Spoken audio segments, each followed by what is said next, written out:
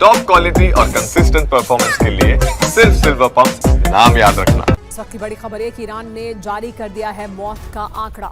Israeli हमले में 935 लोगों की मौत हुई है। ये दावा किया जा रहा है संघर्ष के 12 दिनों में नागरिकों की मौत हुई है।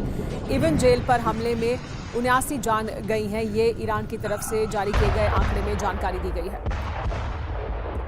लेकिन बड़ी जंग की तैयारी में जुटा हुआ है ईरान। 7 दिन में एक बार फिर से हो सकता है युद्ध, ये कहा जा रहा है। बड़े शहरों में एयर डिफेंस की तैनाती की जा रही है। मोसाद एजेंट के खिलाफ अभियान तेज कर दिया गया है। इजरायली सेना लगातार कर रही है तैयारी।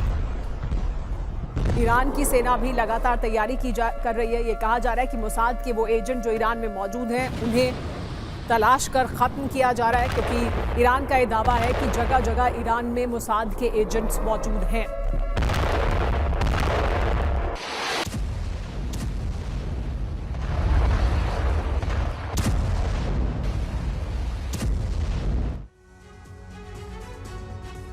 लेकिन 7 दिन बाद क्या फिर बारूदी प्रहार होगा? जंग के 9 संकेत क्या हैं, ये समझ लीजिए। ईरान में एक बार फिर बड़े युद्ध की तैयारी शुरू हो गई है। सबसे पहला संकेत, सभी एयर डिफेंस का कवच तैयार किया जा रहा है। एयर डिफेंस को लोहे के जाल से ढका गया है ताकि हमला अगर इजरायल द्वारा किया जाए तो वो नाकाम किया जा सके। एयर डिफेंस के हर तरफ से मजबूत घेरा तैयार है। ड्रोन अटैक से सभी एयर डिफेंस बचाने की तैयारी की जा रही है। ईरान में तलाशी अभियान में भी तेजी आ रही है। ईरान में मौजूद मोसाद एजेंट की तलाश की जा रही है। ईरानी कमांडो मोसाद एजेंट के पीछे लगाए गए हैं। ईरान में मोसाद के नेटवर्क पर लगातार प्रहार किया जा रहा है।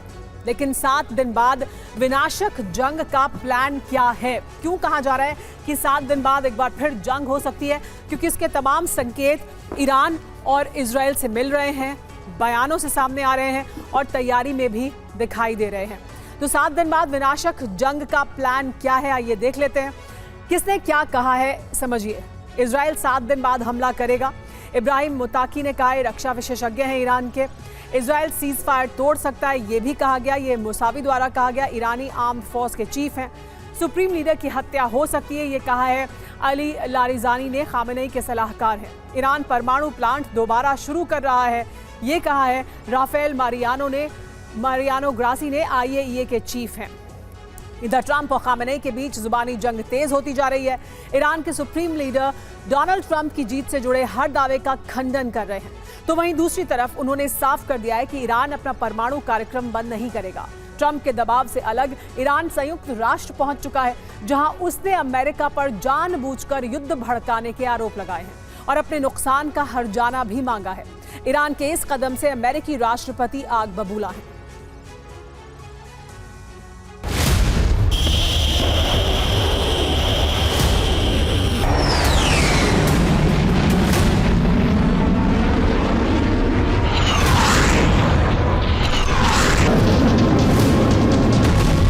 इजरायल युद्ध विराम के बाद से अमेरिकी राष्ट्रपति डोनाल्ड ट्रंप और ईरान के supreme leader Ayatollah Ali Khamenei के बीच जुबानी जंग छिड़ी है, जो अरब को एक बार फिर युद्ध की आग में झोंक सकती है।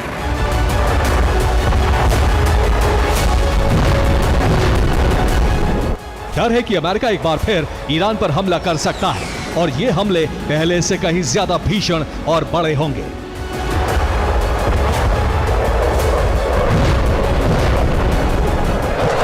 एक हफ्ते से ट्रंप दावा कर रहे हैं कि ईरान के न्यूक्लियर ठिकाने तबाह हो चुके हैं, तो वहीं ईरान इसे ट्रंप का सफेद झूठ करार दे रहा है।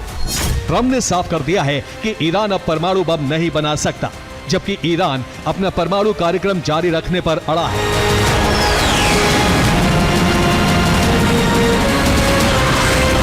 यही वजह है कि डोनाल्ड ट्रंप पूरी तरह बौखलाए हुए हैं।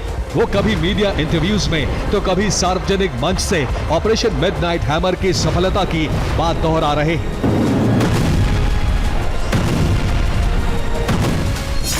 हाल ही में डोनाल्ड ट्रंप ने एक साक्षात्कार के दौरान फिर यही दावा किया।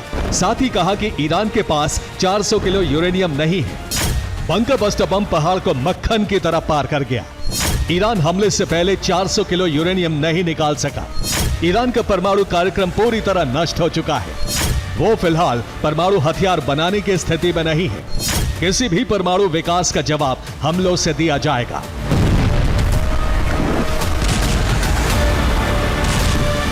एक तरफ ट्रंप ईरान के परमाणु कार्यक्रम को तबाह करने की बात कर रहे हैं, तो वहीं दूसरी तरफ खामनेई ने अपनी पोस्ट में ट्रंप को झूठा करार देते हुए कहा, अमेरिकी राष्ट्रपति चीजें बढ़ा चढ़ा कर बता रहे हैं, हकीकत में वो जमीन के नीचे कुछ नहीं कर पाए, सच्चाई को छिपाने के लिए अब झूठ बोल रहे हैं।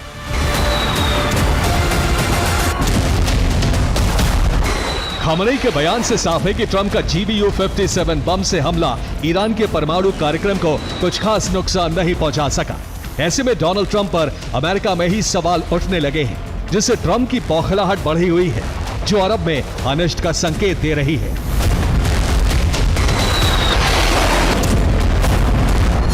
माना जा रहा है कि ईरान आने वाले हफ्तों में एक बार फिर परमाणु संवर्धन शुरू कर सकता है। अगर ऐसा होता है तो खामनेई का दावा सच साबित हो जाएगा।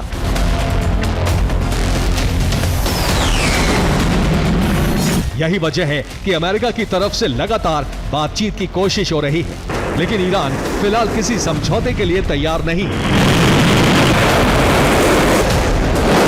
दरअसल अमेरिका की तरफ से लगातार ईरान पर दबाव बनाया जा रहा है।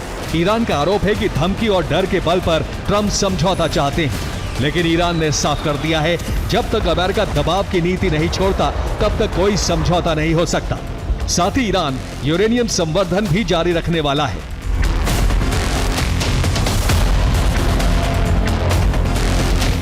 संयुक्त राष्ट्र में ईरान के राजदूत आमिर सईद इरावानी ने एक साक्षात्कार के दौरान कहा, किसी शर्त आत्मसमर्पण को बातचीत नहीं माना जा सकता। अगर वो ईरान पर शर्तें थोपना जारी रखते हैं तो बातचीत नहीं हो सकती। वो हम पर हुक्म चलाना चाहते हैं तो उनके साथ बातचीत असंभव है। हम किसी तरह का यूरेनियम संवर्धन बंद नहीं करने वाले हैं।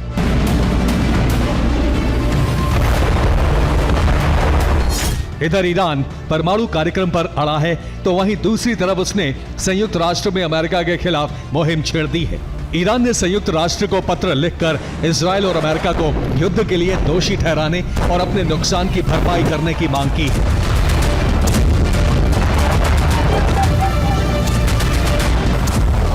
ईरान ने संयुक्त राष्ट्र को भेजे पत्र में लिखा है, हम संयुक्त राष्ट्र से अनुरोध करते हैं कि वो इजरायल और अमेरिका को युद्ध शुरू करने का दोषी ठहराए, साथ ही हमें युद्ध में हुए नुकसान का मुआवजा दे।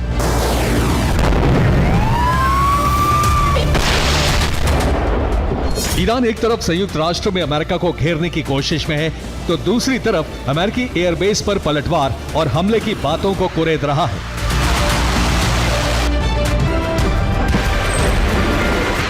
ईरान ने फिर एक बार दावा किया है कि उसकी 400 किलो वॉरहेड वाली 6 मिसाइलों ने अमेरिकी एयरबेस पर भीषण तबाही मचाई।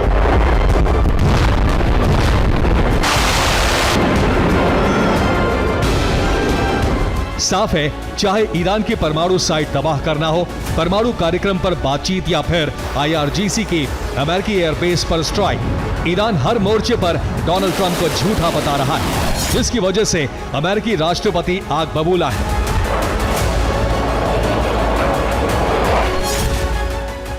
ऐसे में अगर ईरान ने एक बार फिर अपना परमाणु कार्यक्रम शुरू किया तो ट्रंप को मजबूरन ईरान पर हमला करना पड़ेगा, जो अरब को एक बार फिर जंग में झोंक देगा।